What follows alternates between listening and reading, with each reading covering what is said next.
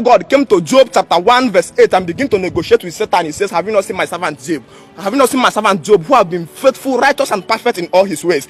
And Satan doubted God. He says, did Job fear you for nothing? Have you not put an edge all around him so that nothing can penetrate him? And the Bible recorded that God gives Satan, he says, told to Satan, he says, go ye and do with Job whatever your soul desire, but don't touch his soul.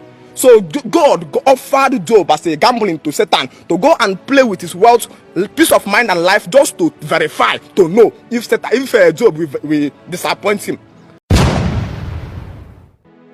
In 5 minutes, let me prove to you that the Bible is a bunch of nonsense for brainless people. Exodus chapter 9 verse 6. The Bible began to speak. It says, in the 5th week, God killed all the livestock of the Egyptians. Mark the word, all their goats, all their cow, all their oxes.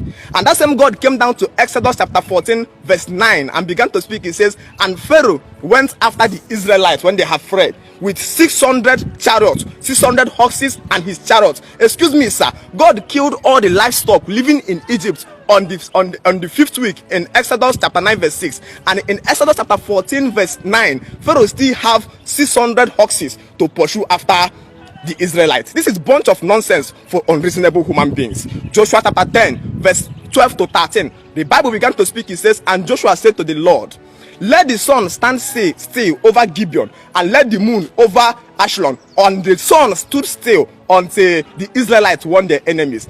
Excuse me, sir, we all know today that the reason why there is day and night is because the earth is rotating and not the sun. The sun is a stationary body which never moves at all. So if there are to be any miracle consisting in making the day longer, Joshua would have asked the Lord to pause the speed of the earth rotation and not the sun, because the sun never moves for one day. The sun is a stationary body living on its own.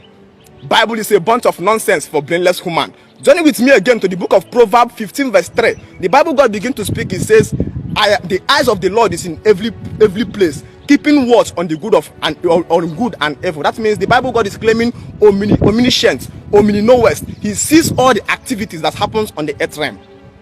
He came down again to Isaiah chapter 46 verse 10. He says, I am God and there is none like me.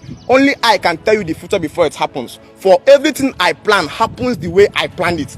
Isaiah chapter 46 verse 10. This is God claiming all-knowing ability. And that same God came down to Genesis 18 verse 20 and begin to say it. And Bible says, and God says to Abraham, Genesis 18 verse 20, I've heard a great cry against Sodom and Gomorrah because of their sin, which is too fragrant. I want to go down to confirm if their wickedness is as great as I have heard. If not, I want to know. Excuse me, sir. The omnipotent God want to come down to go to Sodom and Gomorrah to verify if accusation he heard about a nation is true. He cannot dictate that from where he's living in the sky. He has to, and at a certain point, he begins to negotiate with Abraham. He says, if only I can see 50 righteous people in this community, I will no longer destroy them. That means this Bible God lacked the ability to know within his own self whether there are 50 righteous men in that community if he was not verified by Abraham.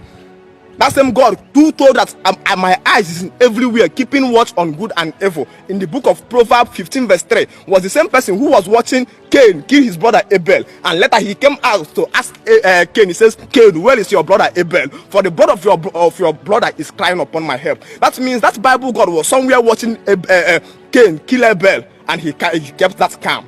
You see, that same Bible God came to Job chapter 1 verse 8 and began to negotiate with Satan. He says, have you not seen my servant Job? Have you not seen my servant Job, who have been faithful, righteous, and perfect in all his ways? And Satan doubted God. He says, did Job fear you for nothing? Have you not put an edge all around him so that nothing can penetrate him? And the Bible recorded that God gives Satan, he says, told to Satan, he says, go ye and do with Job whatever your soul desire, but don't touch his soul. So God offered Job as a gambling to Satan to go and play with his wealth, peace of mind, and life, just to verify, to know if Job will disappoint him. So God tempts men, knowing fully well that men, who have ability to know the future, to see how or the depth of the heart of people, equally put those people to test to know whether what he thought about them is reality. You see that God knows nothing about you. He is just praying, gambling on you. This is a shadow boxing. That God is an illusion and does not exist. It's just a carved out European ideology to control or to rule the world. That's the government of the day. That's why the pastors today are called man of God. Man of God is simply a man of the government. The man of the government does a great work in shifting the responsibility of the government to an unexisting Satan. That's why the government can never fight against the church.